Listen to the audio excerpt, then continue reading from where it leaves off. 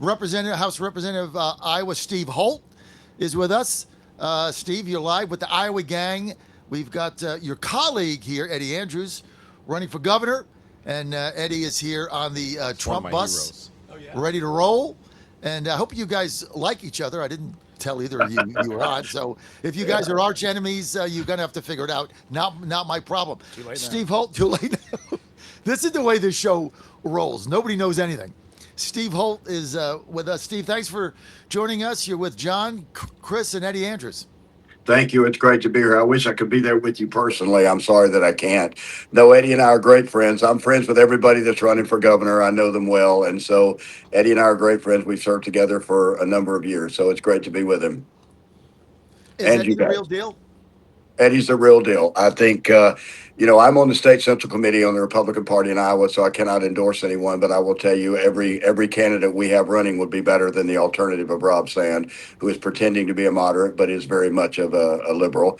And so, any of the Republicans running will do much better than that. But yeah, Eddie's a great friend, and Brad Sherman and I have served together. So yeah, I mean, I know all of these gentlemen very well. Can I just interrupt here? Steve Holt is a hero, No. okay? Not just in the state legislature. I'm telling you, and he knows this to be true. He won't say this himself. There's a lot that would not have happened had he not been in the Iowa House. 100%. Give me an example. One thing. I mean, he's led on every controversial bill, from concealed carry to constitutional carry to the union chapter 20 Collective initiative. bargaining. Yeah. That guy Collective is bargaining reform. Yeah. he is a leader. And when I got into the state legislature, I told him, I said, "Well, you're one of my mentors, whether you like it or not." And he's a, and oh, one other thing, I got to tell you this, Steve. I'm sorry, but I like bragging on people. If you go to YouTube and you look up scariest drill sergeant, it's Steve Holt. They did a 20-minute or something like that Marine. compilation of this guy. I'm like, after watching that, I was then scared of Steve Holt. Well, he's a Marine. He's a Marine. 20-year Yeah, Marine. Looking at his bio here, 20-year Marine. My son-in-law is Steve, Chris Saxman from Virginia. My son-in-law is a sergeant up in Albany, New York, recruiting for the Marines right now. So Semper Fi. Yes. yeah. Thank Amazing. you. And Eddie is, I have run, those are the bills that matter to me, the ones that make a really big difference. And so I also ran the bills that mandated that bathroom use in Iowa be based on biology of birth. I ran the bill to remove gender identity as a protected class from Iowa code. And I ran the legislation that prohibits gender reassignment procedures on our minor children. So I'm kind of probably the most hated guy by the left in the state, but that's He's the okay. leader. That means that we're over the target doing the right things. But Eddie has been there every step of the way, and I'm honored to serve with him. I know you're in touch with your constituents, and we're in Iowa, so we want to know what they're saying to you. So I got a couple questions. Number one, on illegal immigration, on ICE, on getting the 20 million illegals that came here under Biden out. You guys need a lot of you need a lot of migrant labor for your farms. What are your constituents? How do they stand here on getting these illegals out of the country? Well, in my district, District 12, which is a very red district, we 100% support the president. There's a difference between legal and illegal immigration, which the left tries to erase that very, very important distinction. Look, we've got to restore the rule of law. We've got to know who's coming across our borders. And I think everyone is, uh, you know, uh, uh, in support of what President Trump is doing. What's going on in Minnesota is absolutely horrific, and it is because the governor there and the mayor are sowing the seeds of insurrection. That's what's going on. It's not happening in Florida. It's not happening in Iowa. It's not happening in Texas. It's not happening in states where leadership is cooperating with federal immigration authorities. By not doing that, by not allowing immigration officers to go to the jails and to the courthouses to pick these people up, is forcing these things out into the community, which endangers everyone. It endangers the officers. It endangers the public. It endangers the illegal aliens. So, what is going on in Minnesota is absolutely unbelievable. And there's these well-funded groups that want insurrection in our country, and that's what President Trump is up against. So I think that the common sense people in Iowa understand that. They get that, and they want the law enforced. And so that's what I see happening in Iowa. The number of people that have come up to me and shaking their heads and just can't believe what immigration officers are going through in Minnesota is unbelievable. We're not having it in Iowa. I also ran the bill that banned sanctuary cities in Iowa a number of years ago, and we're not going to have it. We're going to cooperate with immigration authorities because the rule of law has to be maintained. Freedom and prosperity cannot exist without the rule of law for very long. And so I think the people of Iowa get that. They're sick and tired of what's going on in Minnesota, in California, and in these blue states where they're sowing the seeds of insurrection. Okay. That guy's on fire too. I mean, you're on fire also. Yes. We've got Eddie Andrews here brought up eminent domain, and then I want to get to the economy, and then we got Rob Whitman joining us, congressman in Virginia. So everybody hang. What are they saying about eminent domain? Well, it just so happens that I also ran all the bills to ban eminent domain for the CO2 pipeline. That's the ground zero on the eminent domain issue was in Shelby County, which is in my legislative district. They were one of the first counties to enact ordinances to try to protect their citizens, to create setbacks, those type of things. Summit sat there throughout all of the meetings and did not say a word, and then sued them as soon as they passed the ordinances. Summit has treated landowners like garbage, and that's part of the problem here. They have no respect for landowners. Look, the Iowa Constitution is very clear. Eminent domain is to be used for public use projects, highways, things of that kind, oil pipelines, natural gas pipelines, those things essential for our survival and the functioning of our society. Burying CO2 in the ground in another state does not meet the constitutional requirement in the state of Iowa, nor does it meet the statutory requirement for being convenient and necessary. So we've been fighting every step of the way. Eddie's been with us all the time. The Iowa House has passed 4 or 5 pieces of legislation protecting landowners. The Senate refused to take any of them up until last year when a group of brave senators forced the issue to the front. Unfortunately, the governor vetoed it. This fight is far from over. I mean, George Washington said, freedom and property rights are inseparable. You can't have one without the other. This fight is far from over. We're not going to stop fighting for this fundamental right. All right, do me a favor. We've got a straw poll we're doing on the Iowa caucuses, which I think is going to be the most important Iowa presidential caucus in your history, because whoever wins this, I'm predicting is going to go on to be the nominee. It's not going to be New Hampshire. It's going to be you guys. That's number one. Number two, I believe that this Iowa caucus that you have is going to be as dramatic as we ever seen, because it's who's ever going to carry on the MAGA mantle. We got on this poll, we got 11 candidates in it. I'm going to text it to you. Also, Eddie, I'm going to text it to you, and I'm going to text it to Representative Holt here. If you guys would send that out, I'd appreciate it. But Iowa caucus is coming up. It's right around the corner. What do you see, Representative Holt? Oh my goodness, that's a good question. I mean, I think there's I hear a lot of support for J.D. Vance. I hear a lot of support for Marco Rubio. So it's hard to tell what's going to happen there. But I think folks are very supportive of Vice President Vance. Look, I spent 20 years in the Marine Corps. He's the first Marine vice president, which I think is fantastic.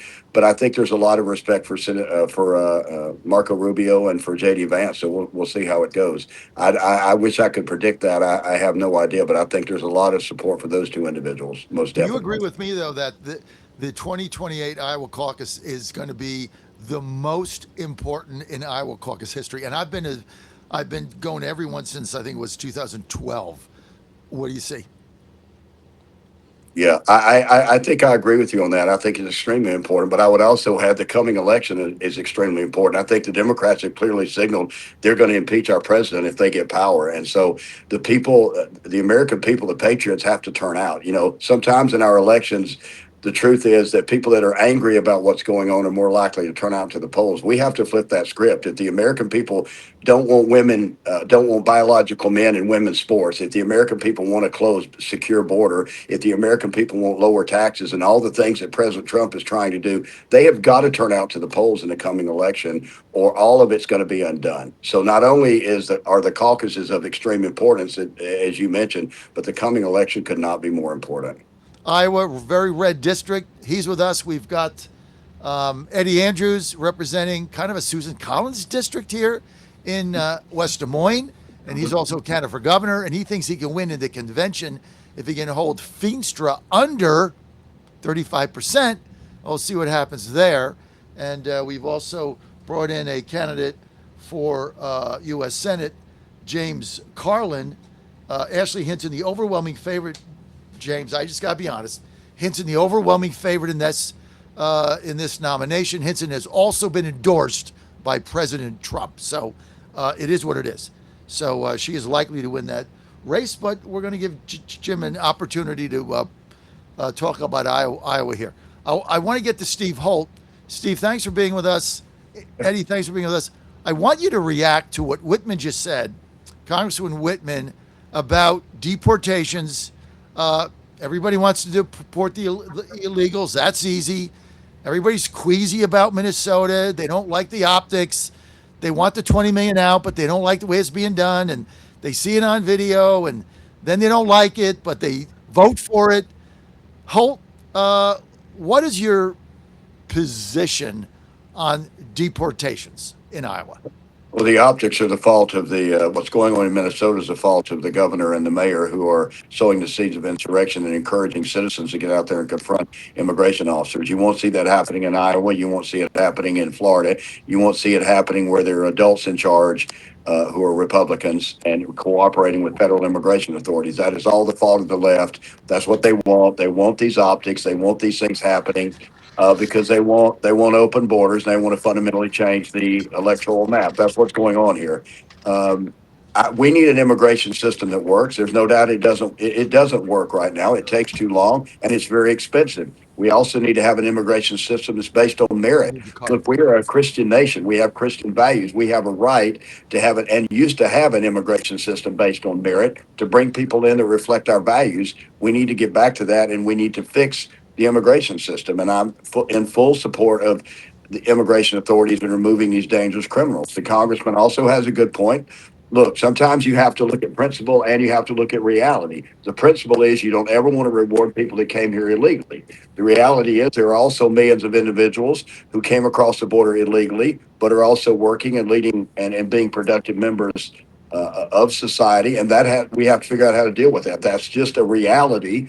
And within the principle that we don't want to reward illegal conduct, we also have to deal with the reality that millions are here.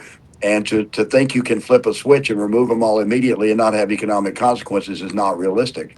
So we have to match that reality with the principle. But again, we do need to fix that immigration system. It's not just the fault of the people that came across illegally. It's also the fault of the federal government, particularly under Joe Biden, that just opened the door and said, come on down. You're the next contestant on the Democrat gravy train. So that's, the government is just as much at fault as the folks that came across illegally. So those things have got to be dealt with.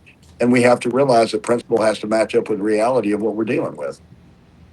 Thank you, Steve. Let's get to Eddie Andrews. Eddie, reaction to what the congressman said, which is kind of cut in the middle. Yeah, everybody wants to get rid of the illegals that are criminals. That's easy. Then you get to the 20 million buy and let in that Trump ran on deporting them. But now people don't like the optics of it. But then Whitman's like, well, some of them work and they got jobs and, it's going to flip the economy. Well, that's not what 77 million people said when they voted for Trump. There's the juxtaposition. What say you?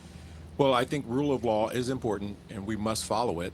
I think also the optics are created by people who aren't working with ICE. If you rephrase that, should people, we get the question, should law enforcement work with ICE? But it really is, should law enforcement work with law enforcement? Because they're all law enforcement.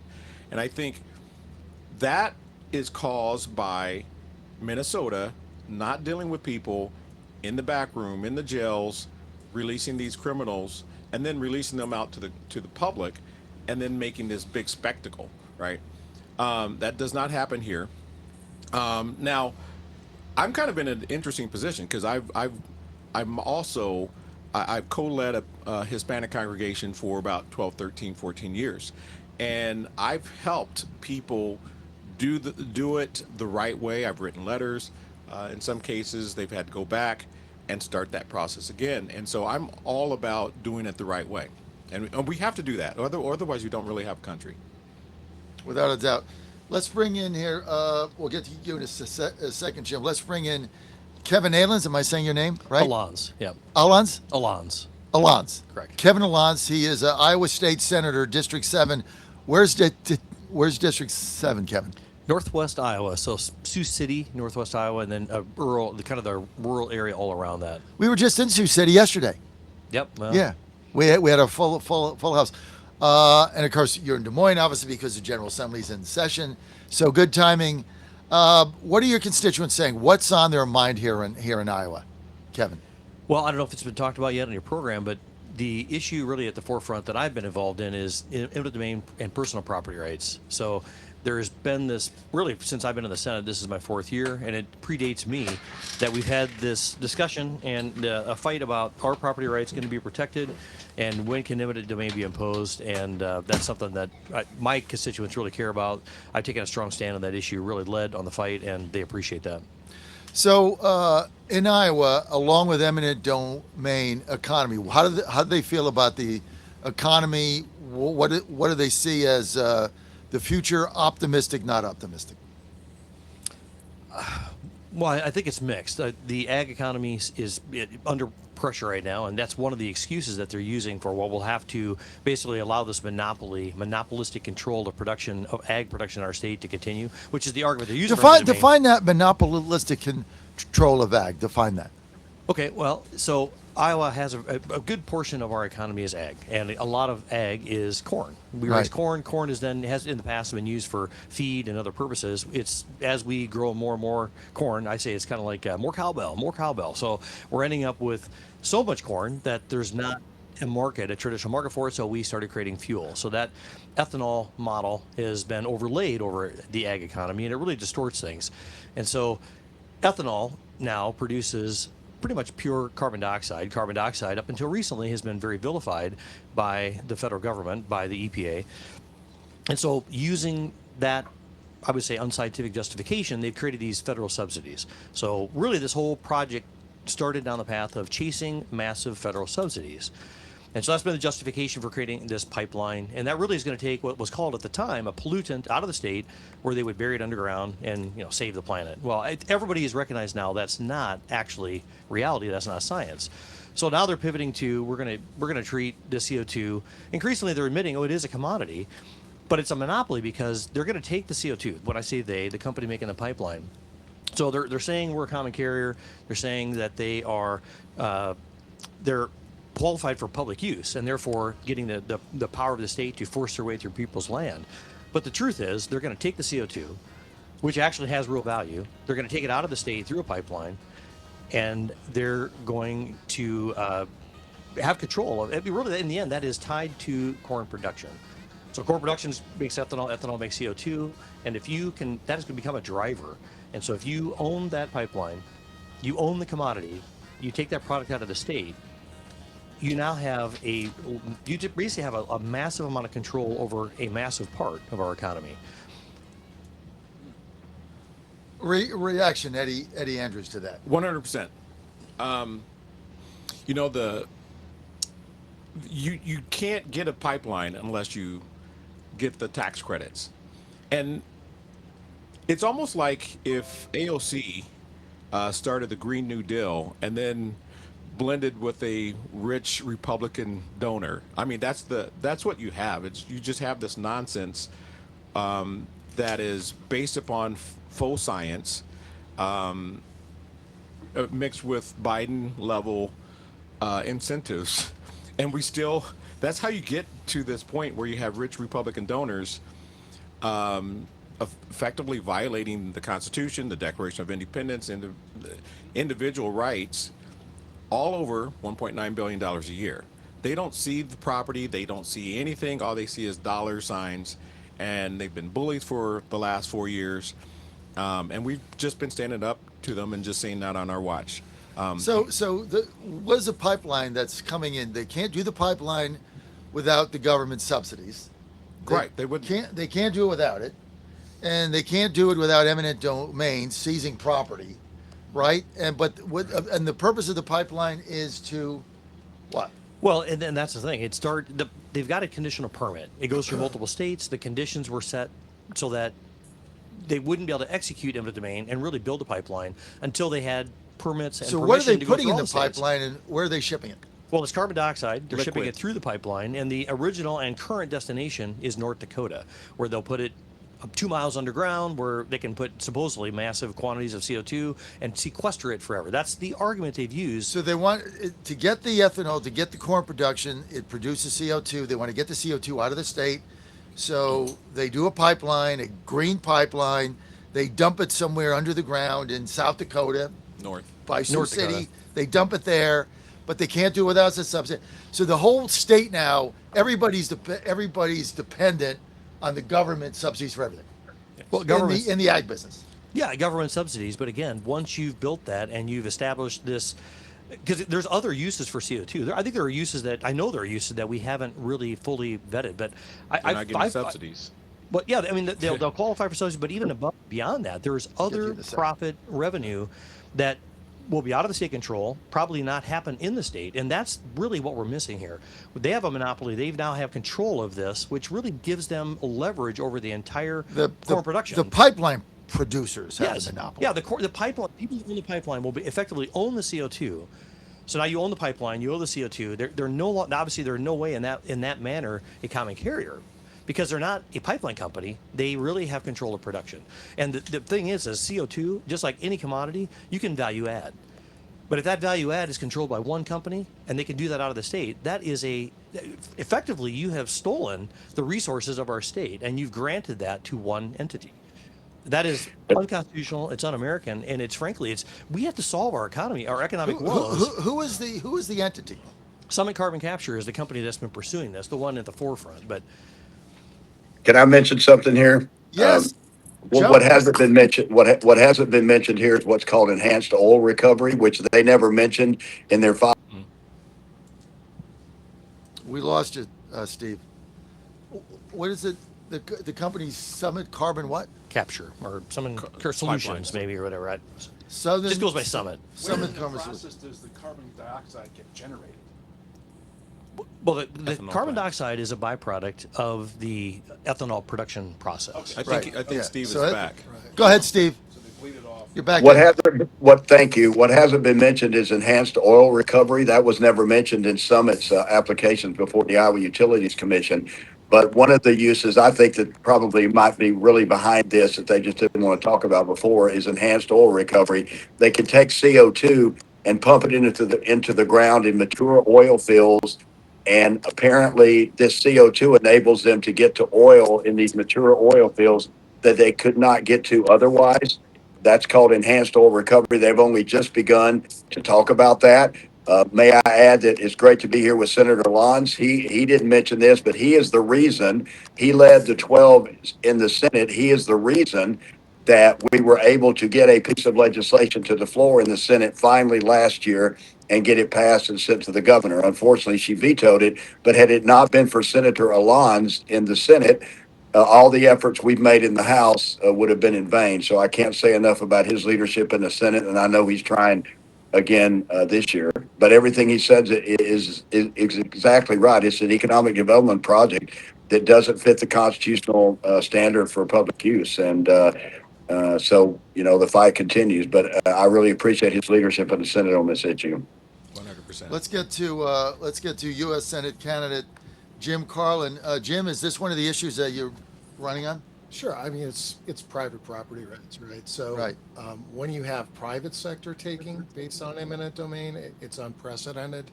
And that's the concern. Farmers basically are having their ground taken against their will by a private sector company that I don't think has really made its case to justify that kind of taking.